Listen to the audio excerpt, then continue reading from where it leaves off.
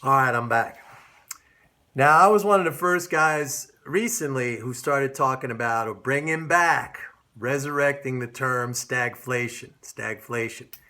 And now, interestingly enough, I start to see that term popping up in different commentaries here and there, but not in a big way, not in a pervasive way, but I've seen it. Stagflation. Now, I was one of the first saying that.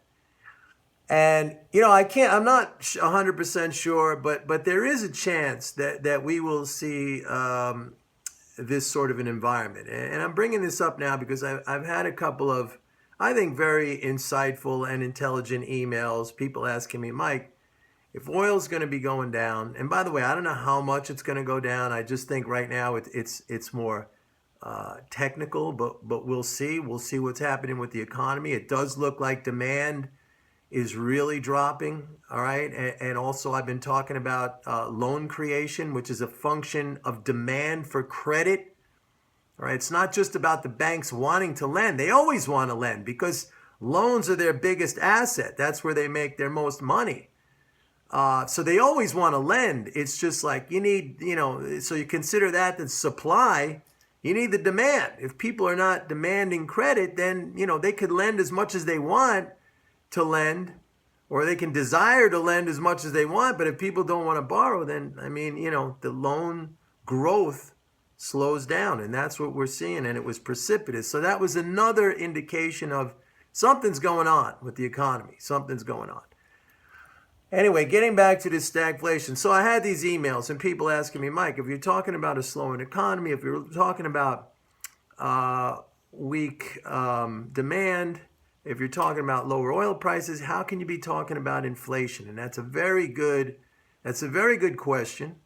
And to be perfectly honest, it's a question that I am kind of dissecting and wrestling with. And it's kind of like a chess match. You got to figure out where the moves are going to be. You got to try to figure out, what flows into what's going to drive what. And it's not always a very absolutely black and white clear picture. I mean, it's evolving. I said to a guy yesterday, the situation's very fluid. Things could change. We don't know. Trump's policy could suddenly hit, boom, and then the next thing you know, we're off to the races. Or they could not raise the debt ceiling and we could really start to go into a tailspin. So, all I can say is the situation is very fluid. But here is a potential scenario.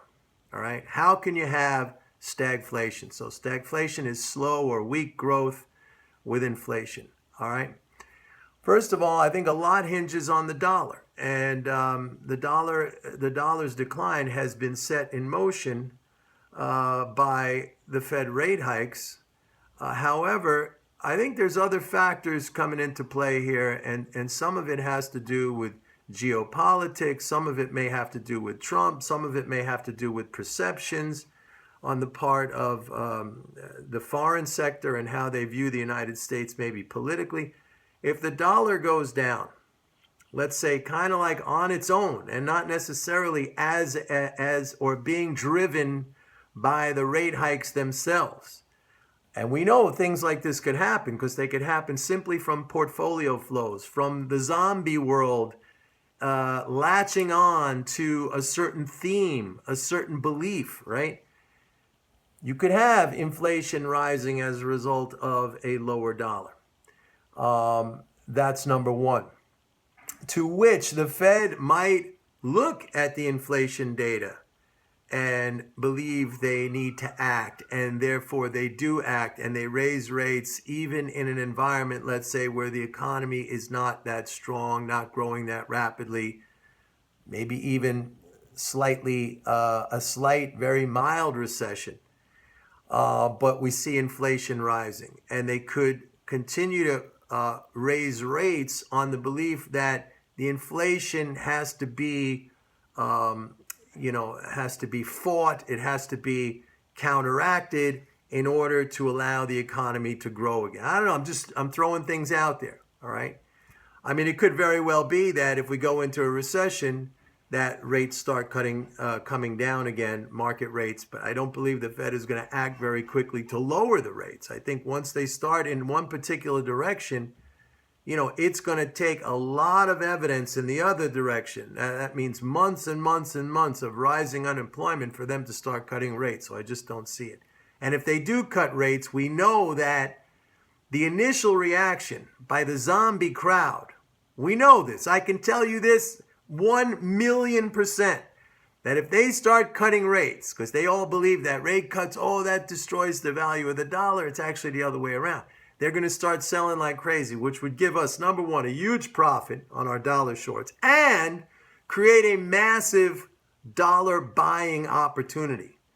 But if that were to happen, we're talking way down the road. And right now I'm just talking hypothetically. I mean, nothing like that is even in the cards at this point. So just kind of, running through different scenarios in my head. But right now, the scenario is the rate hikes are still on the table. We have to see what plays out with the economy, but we're starting to see indications, pockets of weakness in demand with the gasoline situation, with the loan growth situation, all right? So I wanted to put that out there. Now, getting back to that video that I was talking about yesterday with the two clowns. I don't even like to say their names, but it was Rick Santelli of CNBC and Peter+Schiff. I'm going to call them clown number 1 and clown number 2. Clown number 1 is Peter+Schiff and clown number 2 is Rick Santelli. So so clown number 2 asked clown number 1, what about if there was a big infrastructure investment program as part of the fiscal stimulus, if the government enacted a big, like Trump said he wanted to do $1 trillion. And clown number 1 said, that doesn't help the economy. That doesn't help the economy if you rebuild roads and bridges and tunnels, because that's just money that goes into fixing something. It would have been better. He actually said it would have been better if it never got broken in the first place. I mean, first of all, that's an idiotic comment. And second of all, just, very simply, things don't last forever. They have to be fixed and replaced and repaired and sometimes improved. Okay, things don't last forever. That's just a fact of life. I mean, to say it would have been better if it never broke down, yeah, that's true. But we haven't invented infrastructure like that never breaks down. So you have to fix it. You have to repair it. That is a moronic comment, okay? So you fix it, you repair it, you upgrade it, okay? It absolutely helps the economy because, as I said, I mean, it's almost ridiculous having to, rebut this, because I think it should be obvious.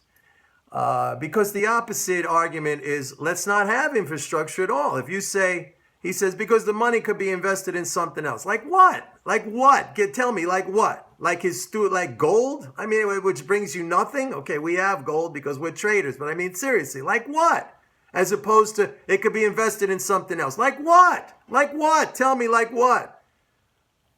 In other words, the argument is, let's not have roads, let's not have bridges, let's not have tunnels, let's not have electric grids, power grids, let's not have any of that stuff. Let's not have water systems and sewage systems and stuff. Let's not have any of that stuff. Then we'll have all this money to invest in something else. Like what? Like what? I mean, come on. It's insane to have to even rebut this, and I can't believe that I'm doing it, but it annoys me. It aggravates me like hell. It really aggravates me. Now, a lot of you came over to me from him. A lot of you came over to me from him having lost a lot of money with clown number 1. And I'm glad you came over and you're finally starting to learn something. Invest in something. Like what? Like what? This is so stupid. I mean, nothing lasts forever. It has to be replaced and upgraded and repaired, and that's, all growth of society. I don't even know why I'm talking about this, but all growth of society, all advancement in humankind. It's like you build upon something. You keep going, you keep improving, you replace, you repair, you improve, you innovate. Like what? Oh, we don't need to do that. If we didn't have to fix the roads and the bridges and the power systems and the water system and the sewage and everything, then we'd have money left over for something else. Like what? What? Tell me, like what? Unbelievable. And I'm sitting here even rebutting this, but this is what's out there. Think about it. Sit down for a second, really reflect on this and think about what's out there. Think about this for a second. That statement, that comment, how fucking stupid it is. I'm sorry. I know some of you don't like when I curse. I take it back. But really, like what? Oh, we could do something else. Like what? Tell me, like what? Unbelievable. Unbelievable. And I'm sure if you said that to him about clown number one, if you said that to him about anything, about education, about health, if you didn't have to do that, if we didn't have to give money to educate, that doesn't help anything. Healthcare doesn't help anything. Infrastructure doesn't help anything. Transportation doesn't help anything. Energy doesn't help anything, because then we could have money to invest in something else. Like what? Like what?